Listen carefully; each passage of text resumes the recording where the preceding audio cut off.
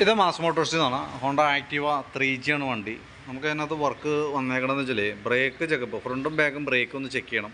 പിന്നെ ഫ്രണ്ട് വെട്ടൽ പറയുന്നുണ്ട്. അപ്പം നിലവിൽ ബ്രേക്കിൻ്റെ കംപ്ലയിൻറ്റ് നോക്കി നമുക്ക് ബാക്ക് ബ്രേക്കിൻ്റെ ലൈനർ മാറ്റിയിടാനുണ്ട്. ബ്രേക്ക് ക്യാമൊക്കെ ടൈറ്റായിട്ട് കയറി ജാം ആവുന്നുണ്ടായിരുന്നു. അപ്പോൾ ബാക്ക് ബ്രേക്കിൻ്റെ ലൈനർ മാറ്റാം, ക്യാമൊക്കെ ഒന്ന് അഴിച്ച് ഗ്രീസ് ചെയ്ത് റീസെറ്റ് ആക്കാം.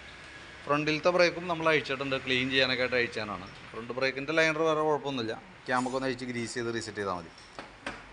അപ്പോൾ നിലവിൽ ബ്രേക്കുമായി ബന്ധപ്പെട്ട് കേബിളുകളൊന്നും വേറെ പ്രശ്നമില്ല. ബ്രേക്ക് ലൈനർ മാറ്റാം, ക്യാമൊക്കെ ഒന്ന് അഴിച്ച് ഗ്രീസ് ചെയ്ത് റീസെറ്റ് ചെയ്താക്കി ഇടുക. പിന്നെ ഫ്രണ്ട് വെട്ടൽ കംപ്ലയിൻറ്റ് പറയുന്നുണ്ട്. നമ്മൾ വണ്ടി ഓടിച്ചു നോക്കുമ്പോൾ നമുക്കങ്ങനെ വലിയൊരു പ്രോബ്ലം ആയിട്ടുള്ള രീതിയിലുള്ള വെട്ടലൊന്നും പ്രത്യക്ഷത്തിൽ കാണുന്നില്ല. പിന്നെ ഹാൻഡിലിൻ്റെ വെട്ടലായിട്ട് നമുക്ക് തോന്നില്ല. ഹാൻഡിലിൻ്റെ ബെയറിങ് കോൺസെപ്റ്റ് ചെറിയൊരു കംപ്ലയിൻ്റ് ഉണ്ട്. അതുകൊണ്ട് ഹാൻഡിൽ നമ്മൾ വണ്ടി ഇപ്പോൾ കറക്റ്റ് സ്ട്രേറ്റ് പോകുന്ന സമയത്ത് ഹാൻഡിലും ഒരു പിടുത്തം അനുഭവപ്പെടുന്നുണ്ട്. അതായിരിക്കും മിക്കവാറും ഉദ്ദേശിച്ചേക്കണേ. അത് നമ്മൾ റെഡി ആക്കണമെന്നുണ്ടെങ്കിൽ ഹാൻഡ് ഫുള്ളായിട്ട് അഴിച്ചിട്ട് കോൺസെപ്റ്റ് മാറ്റി റീസെറ്റ് ചെയ്യേണ്ടി വരും. അതിൻ്റെ ഒരു കംപ്ലയിൻ്റാണ് നമുക്ക് പ്രത്യക്ഷത്തിൽ തോന്നണുള്ളൂ. എന്നാൽ അതൊരു മേജറായിട്ടുള്ള കംപ്ലയിൻ്റ് ആയിട്ട് തോന്നുന്നുമില്ല കേട്ടോ.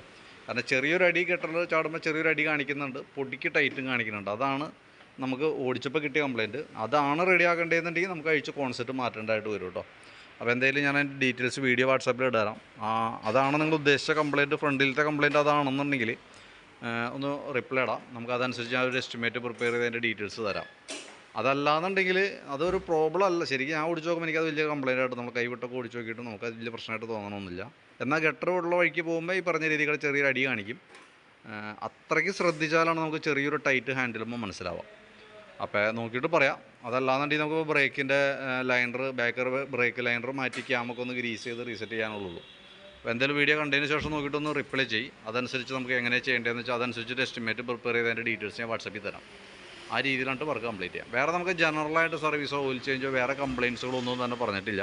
അപ്പോൾ അതുകൊണ്ട് ഈ പറഞ്ഞിരിക്കുന്ന വർക്കിൻ്റെ ഡീറ്റെയിലാണ് ഞാനിപ്പോൾ എസ്റ്റിമേറ്റിനകത്ത് ഇടണം കേട്ടോ.